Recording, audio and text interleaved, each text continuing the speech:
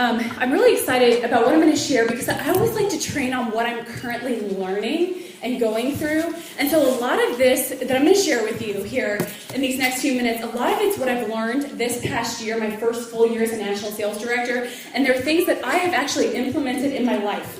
And so how many of you just know in your bones and in your guts that you're just made for so much more? And that you're meant for so much more? Who knows that? Do you guys know that? Because you are. Your current circumstance, like Roya said, you don't want to live in your current circumstance. You want to live in your vision. And I want to talk today about how to intentionally make a shift from where you are to move to your next level by using habits to your advantage. That's what we're going to talk a lot about today, is habits. And champion habits and how to really fight for the life of your dreams. And last year around this time, I just had my daughter Aria, our second baby, Aria. And so I had her last year. And we had just also, in addition to having Aria, we had just birthed our new national area. So with the birth of my second child and the birth of our new area, it really launched me into a new chapter in my life. It was a new leadership position, a new dynamic in our home, and it was also a new way that I worked and thought about my business. And I made a very, very intentional decision this time last year that I was going to be just as focused on growth as I had been for the first 5 years that I was a top director. I had no desire to sink into a comfort zone in my new position, and I didn't allow myself to feel as if I had arrived, because of course in Mary Kay we never do. We never do arrive in life or in our business. And more than ever before, I was going to focus on growth in every area of my life, not just my business. My theme since that time last year has been taking it to the next level. That's been my hashtag, taking it to the next level. And that's absolutely has been my intentional focus, not just in Mary Kay, but in every area of my life. And I'm going to teach you what I've learned about how to be intentional about growth and by using habits as assets into your advantage. And I've really learned in my 6-year journey from my starter kit to becoming a national sales director, a big thing that I learned that success is so not about what you do in life and accomplish, kind of like Heather was saying on stage up here. It's not about your achievements. And I definitely used to think that it was about that. It's about what you do and what you accomplish. But it's so much more about the person that you become in the process. Because what you do is not your identity. Your identity is so much more than that. It's about the person that you're becoming. And so that's why our life's focus should not just be on growing our businesses, but growing our whole self, physically, spiritually, mentally, and emotionally. Also growing in relationships, growing in our spirituality and our walk with God. In every way, we should be taking it to the next level. And I believe that's how you create a massive shift in your life, so that you're moving from where you are right now in your current circumstance to where you're actually meant to be, where God created you to be. And so how do we actually practically go about doing that? That's what I'm going to talk about. It's easy to set growth goals. Anybody can set a goal. A lot of people around this time of year set New Year's resolutions and new goals. That's easy to do. But the implementation of those goals is a whole another ballgame. And so I'm going to give you practical tips on how to make that shift. And we're going to talk about 3 main things, and I really want to dive into these 3 things. And the first one is how to have a massive transformation. I'm going to give you a formula on how to have a massive transformation. The second is how to create small daily wins. How to create small daily wins. And then the third one is that those small daily wins become habits in your life. Okay, so we're going to have a massive transformation by creating small daily wins, which will eventually grow into habits. So let's start with how to have a massive transformation. Darren Hardy is the author of The Compound Effect. I read that book last December. And he's also the publisher of Success Magazine, which I began subscribing to last January. And I read the book and just read his magazine a lot. I'm pretty connected to his training and what he's doing. And I'll give you some background information on him. He was making 6 figures by the age of 18 in real estate. And he's been a wildly successful entrepreneur since then. And I like him because his training is it's stupid simple. It's so simple, it's practical, and it's easily applied. And so he has something he calls his massive transformation formula, which we're going to walk through right now. Okay, well, I want you to start by answering this question. What would have to happen for you, and what would have to happen and I want you to think specifically in your business, okay? So right now we're business focused. Yes, there are many other areas of your life, but we're focusing on your Mary Kay business. What would have to happen for you to say on June 30th of 2014, 6 months from now, this was the best seminar year ever? This was absolutely my best seminar year ever. what would have to happen? And that's going to be a very different answer for everyone in this room. But I want you to be clear on what that would be. And it's got to be specific and measurable, you guys. It's got to be a very specific goal. And so it can't be like, well, I want to grow my team, or oh, I want to sell a lot, or I want to have some offspring. It's got to be like super, super specific and measurable. So write that goal down right now. Okay, next, I want you to think of, the next step is to think of the 2 to 5 key behaviors that will directly influence that goal. Okay, 2 to 5 key behaviors, things you do daily, that will directly influence that goal. And I want to talk real quickly because I want to be very specific because I want you guys to be clear on what these things are, and I want you to leave here with a plan of what your daily habits are going to be. And I think it needs to be activity related, not results related. But let's use booking calls as an example. Like booking calls could be a daily activity that can influence your goal. Now, for a newer consultant who hasn't developed or mastered the skills of booking calls, I would suggest you do an activity goal like 20 dials a day, okay? So it's activity related, not results related. But for sales directors or consultants who have really mastered the skill and feel confident in booking, I would do it activity related. Results related. Like directors get 2 bookings a day. Whereas consultants, if you're not super confident with booking yet, I would stick to just the activity of picking up the phone and calling 20 people. So that's just an example of what a daily activity or goal should look like. What does need to happen daily for you to move towards your goals? Do you know? Do you know what needs to happen daily to achieve that goal that you wrote down by June 30th? Because you do have to know what the daily picture looks like. I worked with Joe Rangel, a business coach last year, which most of you know and have worked with him. Actually, it was 2 years ago, and for 6 months, from January to June, I worked with him. And in the beginning of our coaching process together, he asked me a question, and this was in the window of time that we were finishing up our national area. And so he asks me, what daily goals do you need to accomplish to finish your national area? And I was like totally stumped by that question. And you guys, at this time, I was a top director. We had done trips ever since my first full year as a sales director. I think I was an elite executive, almost a national sales director. I mean, I was on my game and in the zone. And those of you who know me know that I'm like the queen of daily consistency. But I did not know what I needed to do daily to finish our goal of finishing our national area. And I had an idea of what it looked like, but didn't have a clear picture of what the daily picture should look like. And so I really had to break it down. And for me, it came down to the number of people I had to be in front of daily to produce the growth that we needed in the directors in our area to finish our area. So are you clear on your daily activity? Because if I wasn't clear, I would question how clear you are about what needs to happen daily. So for example, I've always heard from Gloria Mayfield Banks that 2 bookings a day is the path to Cadillac. For those of you who want to earn a Cadillac or be on that path, 2 bookings a day. So be super specific, but it also has to be very simple and achievable. I mean, you cannot end world hunger or build a national area in a day. So it's got to be something that when you look at that daily activity you have to do, you've got to be able to say, like, I've got this, I can do this, I can achieve this. It's got to almost like give you confidence that you can get it done. It's got to be that small. And the concept is that when you build small daily wins, it compounds over time to create massive momentum. Now they're going to seem very insignificant in the moment, and it may even feel like they're not impacting the big goals, but when you do them with consistency, they produce crazy, crazy results. And then all of a sudden, you're standing on stage telling your story, wondering how you got there. But it all goes back to the daily habits and daily consistency. Now they can change and evolve, and they can include other areas of your life. Pam Shaw did a goal-setting session for directors in the room. You probably remember 2 years ago, I think we were in Atlanta. She did a big goal-setting session at Leadership on our Director Day. And she told us to come up with what I think she called it a push goal. And it was that one goal that drove every other goal. Well, my push goal at that time was a commitment to daily quiet time, prayer, and affirmations, and reading books. That really wasn't directly influencing my national area and building my national area, but it had everything to do with that. My commitment to that drove every other goal that I wanted to achieve. And so your 5 daily things can include other areas that are going to support the growth of your business, if that makes sense.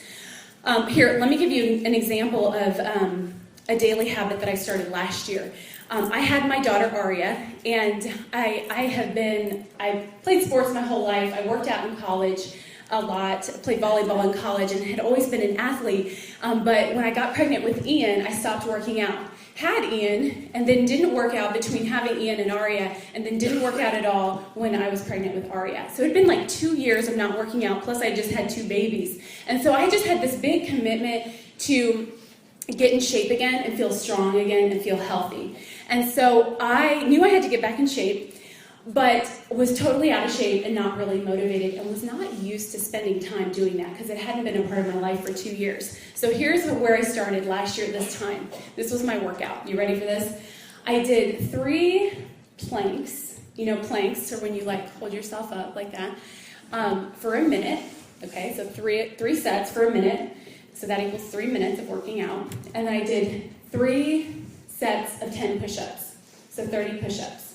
So it took me about 5 to 6 minutes, and I didn't even break a sweat.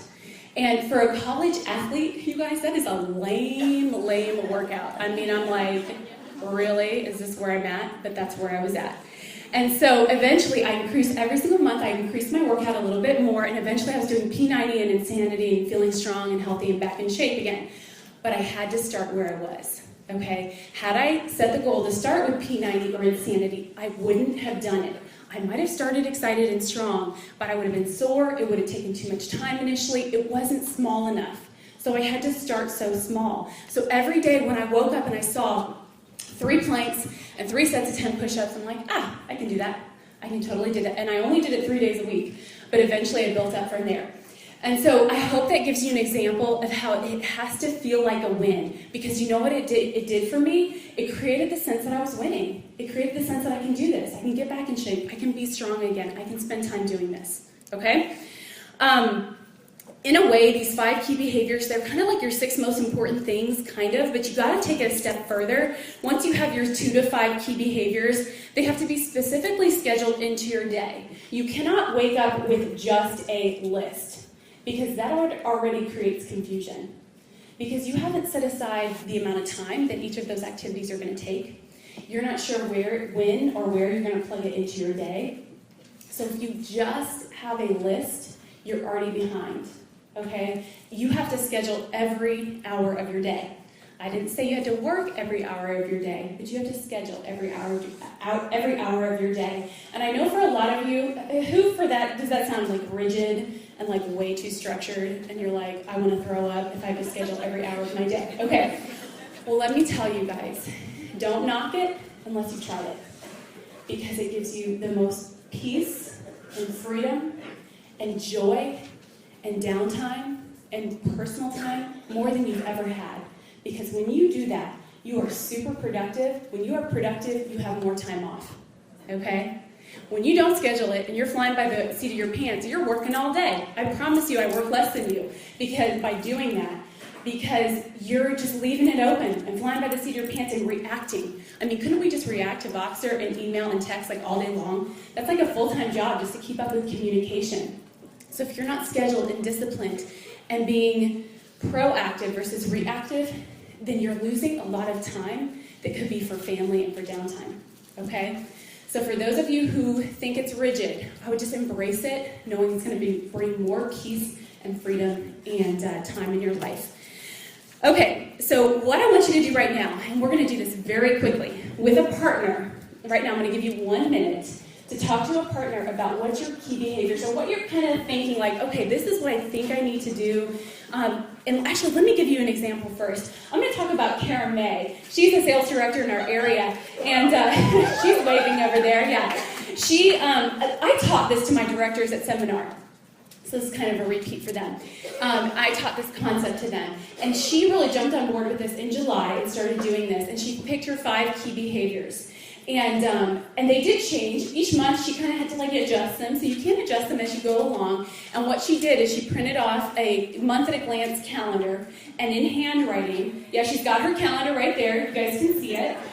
She's a high-I personality, so she highlights in different colors just to make it look pretty and have a lot of fun with it. But she's got her 5 key behaviors. She writes them down every day, handwrite every working day. And then as she accomplishes those things, she highlights them. And so she started doing this and was really focused on this. And, first couple of months, not a whole lot of results. She wasn't seeing the growth and the momentum that she wanted to have kick in. And it just was kind of like in the same place. I think Kara would agree. And then all of a sudden, you guys, momentum kicked in like crazy. They were in their car, and they're really on the path to Cadillac. And her and her unit are on fire right now. And it all goes back to her making the decision to be intentional about her day and intentional about her work. And she was super intentional about that. So her 5 key behaviors, I think one had to do with bookings. One had to do with, why don't you stand up and tell us, Kara, just so they can hear an example of what some key behaviors are, just real quick. Okay, awesome. So if you didn't hear that, she had like a reading time of leadership book and affirmations that she would read every day.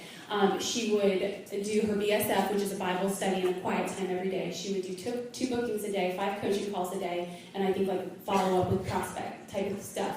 And so those are her little things. And when you look at each one of those, they don't take a lot of time, and they're pretty simple goals. So that's an example of the 5 key daily behaviors. So often what we do, we say, I'm going to warm chatter. That's my daily behavior I'm going to do. I'm going to warm chatter. But if we don't decide specifically how many names we're going to get, and when we're going to go out and do it, where we're going to go, it's not going to happen. Because we see warm chatter, and then we just keep pushing it back and don't ever do it. So get very specific and clear about what that looks like, how many, what time you're going to do each day, and where you're going to go. Okay, so now that we have the 5 key behaviors concepts, what these are daily wins that you're going to have. And the next step in this process is to create a tracking system for them. And so, okay, who are the trackers in the room? Who likes to track? Okay, who hates it? Who hates to track? Okay, that's what I thought. Just as many people like it as hate it. And let me just say a little bit about tracking. I mean, you cannot change what you do not know. You do not know what you do not track. A tracked number grows. And Kara May is not not naturally a tracker. She's a high I personality, and she actually had to put tracking as a key behavior so that she would actually do it, because it's not something that came naturally for her. But as long as you use the excuse that you're not a tracker and you don't like numbers, you'll stay in the same place and you will not grow.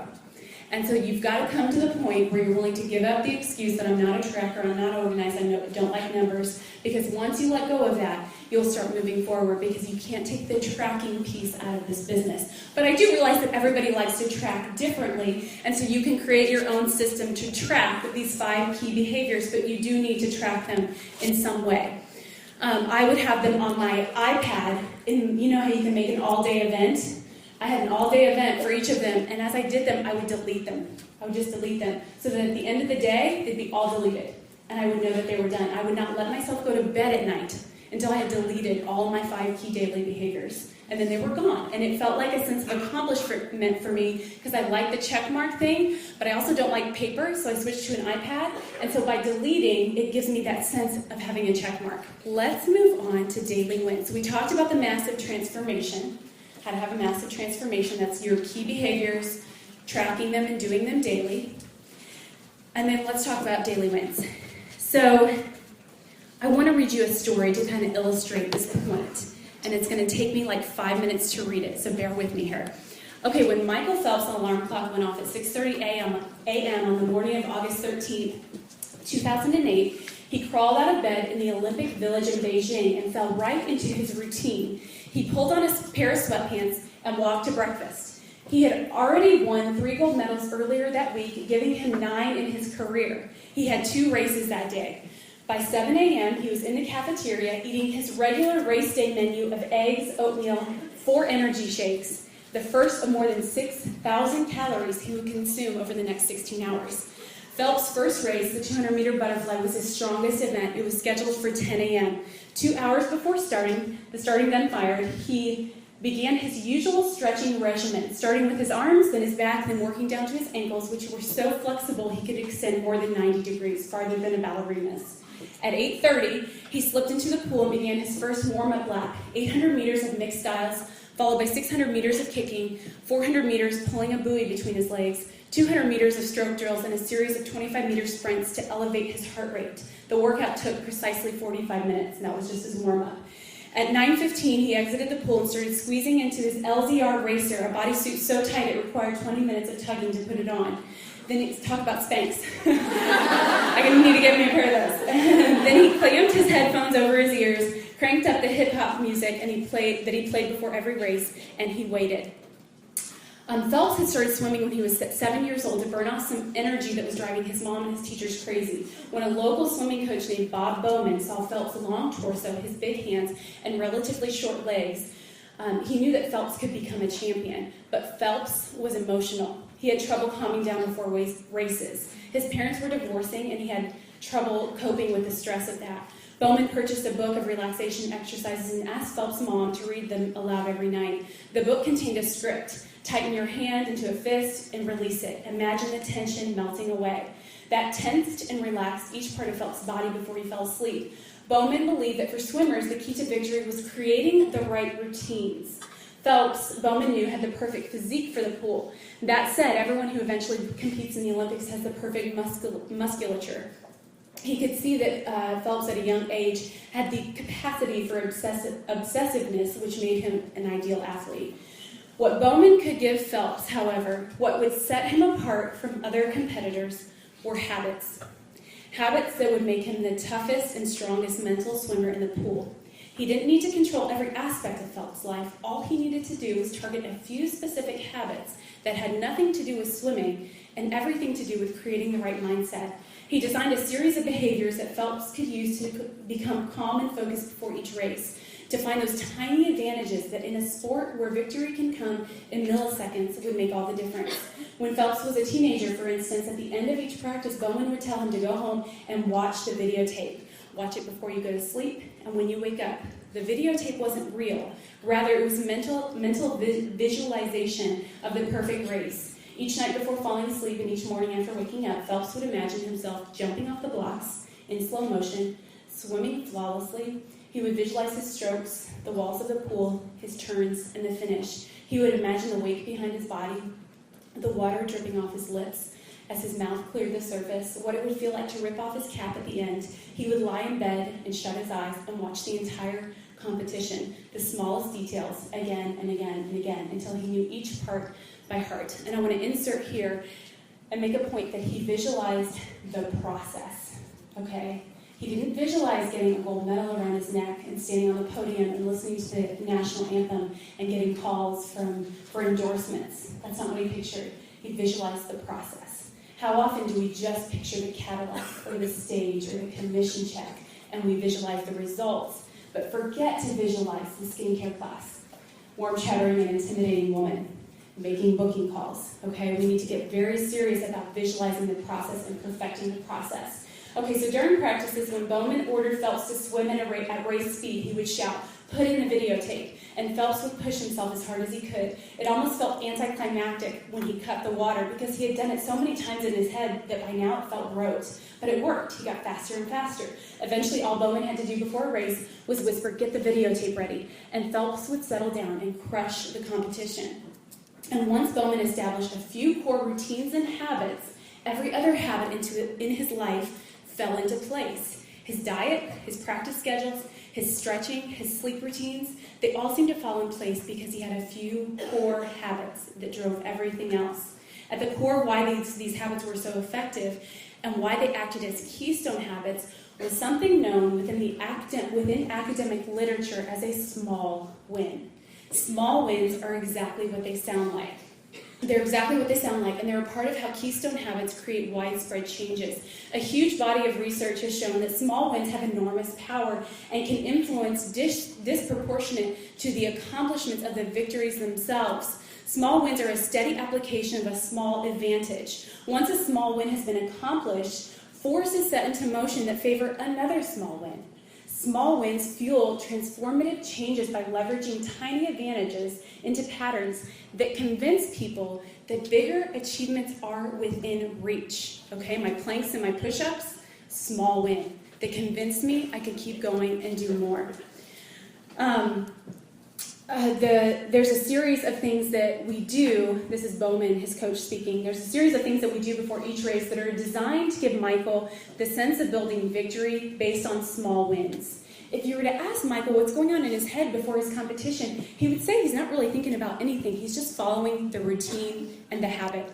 But that's not right. It's more like the habits have taken over. When the race arrives, he's more than halfway through the plan that he's been victorious at every stretch, or at every step. The stretches, they all went like planned. The warm-up laps, just like he visualized. His headphones are playing exactly what he expected. The actual race and win is just another step in the pattern that started earlier that day that has been nothing but victories. The big win is only a natural extension of the small wins. Okay, so that's the point I really want to drive home, is that deciding on these key behaviors, which are your small wins, it gives you two advantages. First, you're doing the work that it takes to grow and build your business. Secondly, small wins set you up for massive victory. Small wins create other small wins until it just becomes a habit. You get used to winning every day. And so the big victory almost just becomes a natural and obvious outflow of the small wins that are already happening every day in your workday. There is actually a chemical reaction that happens in your brain when you have a small win, or when your brain perceives that you are winning.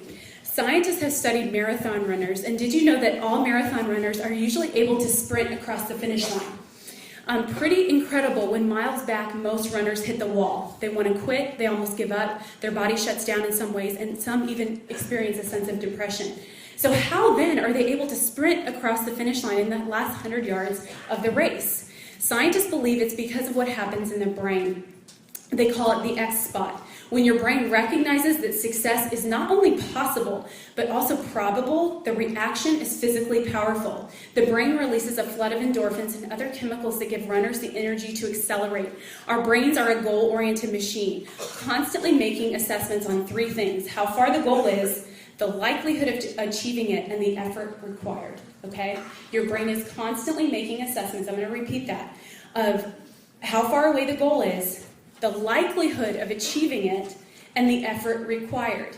So whenever you set a Mary Kay goal, your brain is always calculating how far away you are and the likelihood you're going to achieve that goal. The brain responds to how you perceive those things, okay? Your brain responds to how you perceive how far the goal is. The good news is that we can control how we perceive things, and small wins are how we control that perception, because small wins makes it seem like success is likely and probable and attainable. So we can intentionally tap into our own X spot to release that extra energy needed to achieve a big goal. That's where the small daily win comes in. When you can create success daily and create a win daily, your brain actually perceives that you're on target, that you're getting closer to the goal, that success is likely and probable. And being the goal-oriented machine that your brain is, it will actually work to your advantage in achieving that goal.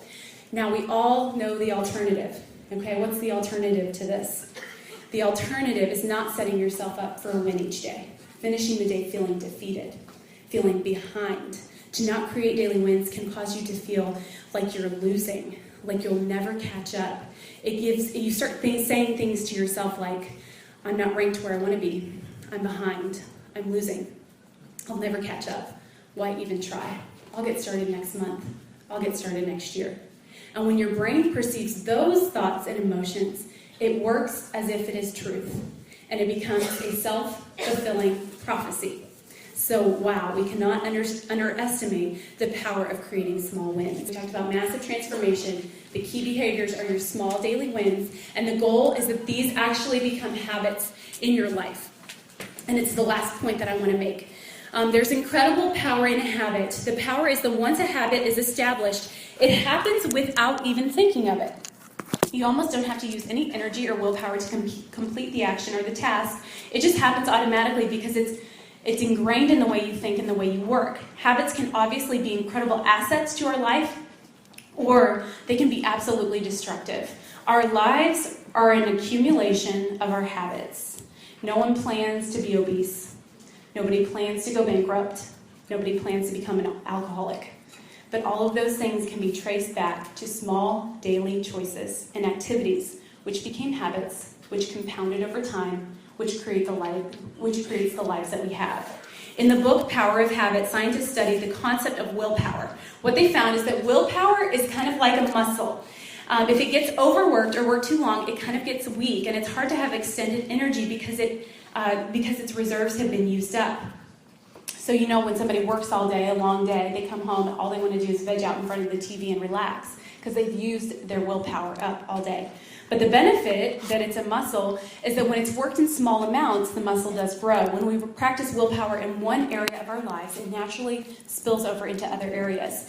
So I'm going to tell you about 2 quick studies that I hope will illustrate this concept. Okay, there was 2 groups of college students, and they were going to be a part of this research. And both groups were told to skip a meal, and they were placed in 2 rooms with plates of freshly baked warm chocolate chip cookies, and then a plate of raw radishes. One group was told they could eat as many cookies or radishes that they want, but they could definitely eat the cookies. The other group was told that they could absolutely not eat the cookies, but they had to eat the radishes instead, and they did have to eat them. Both groups followed instructions perfectly. But that wasn't the real test. The real test came after. Afterwards, they were told to solve a puzzle that actually had no solution. That was actually the rest of the test. The group who ate the cookies spent twice as much time trying to figure out the solution, and they enjoyed the process. The group who had to eat the radishes got very discouraged and annoyed and gave up a lot sooner in frustration. The scientists concluded that as humans, we only have so much willpower. When we use a lot of it, we drain ourselves so that other tasks become even more difficult and taxing. That's why it's so important to establish good habits. Because although hard in the beginning, it takes a lot of willpower in the beginning, once you've created the habit, it no longer takes that energy and willpower. It happens almost automatically, which frees you up to focus on other tasks that require more energy. You ultimately become a more productive person. So let's apply this concept to our Mary Kay businesses because I want to show you how this can help you make that shift to your next level. There were some keystone habits I created in my business as a new consultant and newer sales director, and I'm going to talk about 3 of them, which I think you can all relate to. And let me just add that all habits follow a habit loop, what's called a habit loop. There's always a cue or a trigger, and then that trigger causes the routine or habit to happen, and then there's always a reward.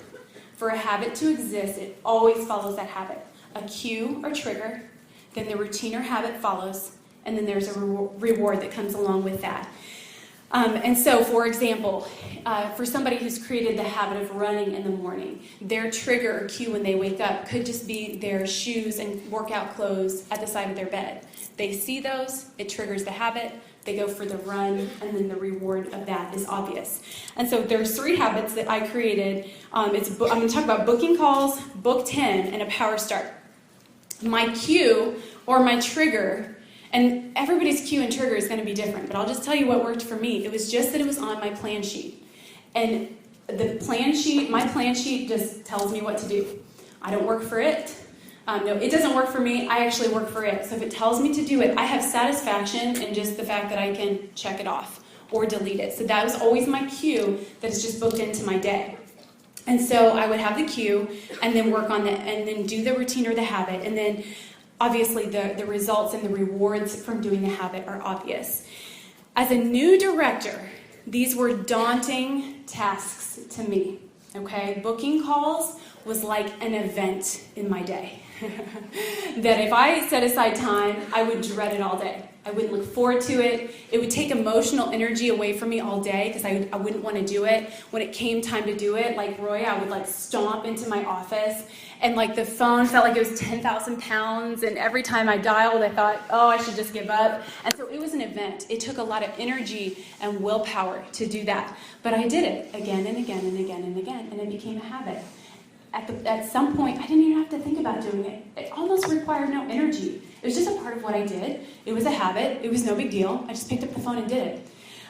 Book 10, another very daunting task for me as a new sales director, to get those 10 parties booked and get guest lists. Just always seemed so difficult. But I did it, and I did it, and I did it, and I did it, and it became a habit. It really became, I got to the point where I would have had to try harder to not do a book 10 than to actually do a book 10, because it was just a part of the way that I worked, and it was a part of my schedule. Same with a power start. it seemed so difficult in the beginning, but I created the habit, and I would have had to try harder to not do a power start than to just do that because it was a habit. So do you see how habits, once you form them and they take no energy, it gives you all this time and energy to focus on other things. And so I could focus on developing myself as a leader. I could also develop on building other leaders in our unit. And we built this trip unit that was just a machine. It was happening effortlessly because so many habits, so many good habits were established in my daily routine. And this is all while maintaining peace and harmony in my life and always keeping quiet time and spiritual growth as a priority. We had 2 children in the process of this as I was creating these habits. And it allowed me to do life well alongside of building a top trip unit in a national area in 6 years. I was still able to do life well. Habits serve you well because they almost like extend your workday because you do become more productive when you create habits. Some of you are putting some directors are putting so much energy into your personal business that there's not a lot being poured into your unit or your people are developing those systems because all that energy is being put into your personal business. So create that habit so you've got the energy to focus on other things. So let's review, you guys. Let's review right now. The process of making this shift from where you are to your next highest level is to first be clear on your goal. Look back at the goal that you set when I started talking. That goal that would make you say, this was the best seminar year ever, when we land on June 30th of 2014. Next, you've got your 2 to 5 key behaviors, and I hope you're clear or fairly clear on what those are, and you've got those outlined, and you can start adding those into your schedule and booking those into your schedule. These become your daily wins that mentally keep you in the zone and on top of your game. And you're going to end each day feeling like you're winning and feeling like success is likely and probable. You do them until they become an effortless habit, and you guys just watch the growth and abundance and momentum play out in your business. Several years ago, I had the great honor of working the first ever Kobe Bryant Nike Skills Academy. Nike invited the top 20 high school shooting guards and the top 10 college shooting guards in the country to this camp with Kobe. And it's kind of funny now that I look back on it, how many of those players are now household names in the NBA. However, at that time, the least recognized player there was Stephen Curry. But I knew immediately that he was the most impressive and that thinking long term, he was going to be a future NBA superstar. And here's how I knew that. It was all because of his work habits. Now, those skills academies, we would have 2 workouts a day for 3 straight days. 30 minutes before every single workout, most players were still in their flip-flops and had on their headphones, and Stephen Curry had already started doing some form shooting. He had already started taking game shots, game spots, and game speed. By the time the workout officially started, he had probably already made 100, 150 shots and was in a full sweat. When the workout actually started, he was meticulous with everything that he did. He made sure that he had perfect footwork. He made sure that he had perfect shooting form. If he did anything and it wasn't perfect, he did it over again. And he didn't need a coach to tell him, he just did it. And then probably the most impressive thing that he did was as soon as every workout was over, he would not leave the court until he swished 5 free throws in a row. Do you know how hard that is? But that's the level of excellence that he holds himself. And the moral of that story is that success is not an accident. Success is actually a choice. And Stephen Curry is one of the best shooters on the planet today because he has made the choice to create great habits. And are the habits that you have today on par with the dreams that you have for tomorrow? That's something that you need to ask yourself every single day. Because whatever you do on a regular basis today will determine where you will be tomorrow. Curry got the 3 off. Tie game! Steph Curry knocks it down. He is in a zone right now all by himself. Curry defended now. Curry hitting another 3. What this kid has done is just incredible. It's some of the best shooting I've ever seen. And the other thing with Steph Curry, this is what he reached last year. You get a text from somebody, Steph is heating up. Like, there's only a couple players in the league that gets you to stop everything you're doing to watch whatever he's doing, and I think he reached that level last year. Like, the one thing I was saying, can he continue to shoot like this? He's never not shot like this. He's always shot. You know, the only thing he's on, this is a stage now that's bigger and better. But in college at Davidson, he was a shooter like this. In high school, he was a shooter like this. And you're watching it now. Curry from deep. There's the record. He stands alone as the best three-point shooter in a single season in NBA history. And the moral of that story is that success is not an accident. Success is actually a choice. And Stephen Curry is one of the best shooters on the planet today because he has made the choice to create great habits. And my question to you is, are the habits that you have today on par with the dreams that you have for tomorrow?